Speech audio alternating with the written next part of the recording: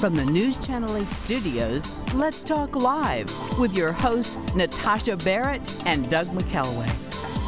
Also, could your relationship be ready to take the next step?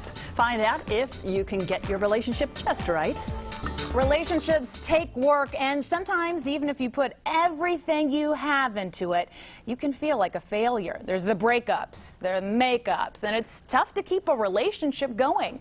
In the book, Get It Right This Time, How to Find and Keep Your Ideal Romantic Relationship, author Amy Schoen talks about ways to better your love life and maybe make the person you're with the one. I think there's many single ladies out there that are thinking, tell me, tell me, tell me. But you're really speaking from experience here. So let's get a little personal, because you talk about it. Your first marriage broke up after you were together about 10 years, 10 is that years, right? Yes. I married at 25 and divorced at 36. So what happened?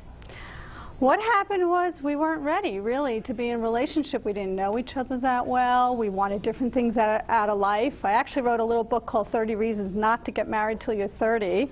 It's a little book. But basically not knowing ourselves what we wanted, what are, really being steeped in your values and your life goals, and we were still changing and making decisions, and we didn't grow together, we grew apart. Which is normal, but I think the hardest part, and you could probably tell me about this, is knowing is one thing, but actually speaking up and saying we have to go our separate ways is a whole nother thing. Well, it wasn't my choice. So, I mean, my husband left the marriage, so basically it was something that I was just totally surprised. Mm-hmm. However, through that process, I really did a lot of work on myself and realized that we weren't right for each other, and that I really needed to seek a partner who was better suited, has the same goals in life, and had the same values. Values are critical. That's a big deal. So moving on from that, you were dating for 6 years, and then you found your now husband. Yes. And got married at, what were you, 40, 41? 42. 42. Yes. I was making you younger, okay? Thank you. But tell me, from those years of getting through the first marriage and getting through the failure of that and the feelings that go along with that, and rebuilding, right, your confidence enough as a person exactly to get with someone, what did you go through?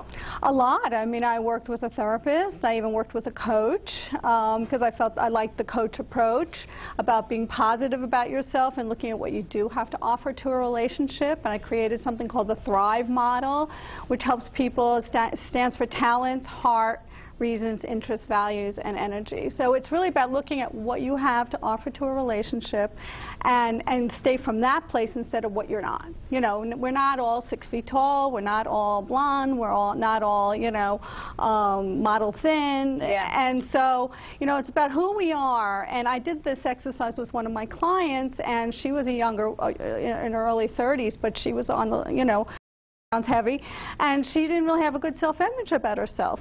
So we did the Thrive model, and they said, what did you think about this person? And she was in tears. She said, she's a pretty terrific person. And I got her, she went on the internet, and she met her husband. Wow. Mm-hmm. Some people look at this and say, if you're out there and you treat it as a project, or if you're just looking for that goal of finding your mate, a guy or a girl, it's not going to work that way. You know what I mean? That they can smell that from a mile away, that you're looking for this mate. But, to go back to you and your husband, how did you... I was very focused. Yes, find him? Yes, yeah, yes. how did you find him? Well, I actually found him. I actually met my husband 5 years earlier, and we didn't really connect. We went on one date. He never asked me out again. And we weren't ready. I wasn't ready for the relationship, excuse me. Were you not that into him? No, he didn't know. It's just the timing was off. I needed to really do some work on myself. He needed to be in a different place. And when we connected again, we recognized very quickly that we were what we... How did you guys connect again? Was it by chance or yeah, on purpose? We did. We ended up at a singles event. There's a group called Bike and Brunch in the D.C. area. And it's a bicycling group and social group. And so we just ran into each other again, yes, through that group. Isn't that funny? Yeah. I mean, some things are meant to happen. Yeah. You think about your first meeting and it wasn't right, and then time goes by and there you run into him again. Right, yes. And did you just kind of know, or how did No, I didn't. No? No. We ended up on a weekend trip together, and he kind of was pursuing me at that time. I didn't know it. He just ended up to be at my dinner table. He wanted to bike with me. All these coincidences were lining up, right? I needed a fourth for tennis. He just happened to be there. So, and he even was we were in Cape May, so you take the ferry, Right. and he ended up making sure he was on my ferry back.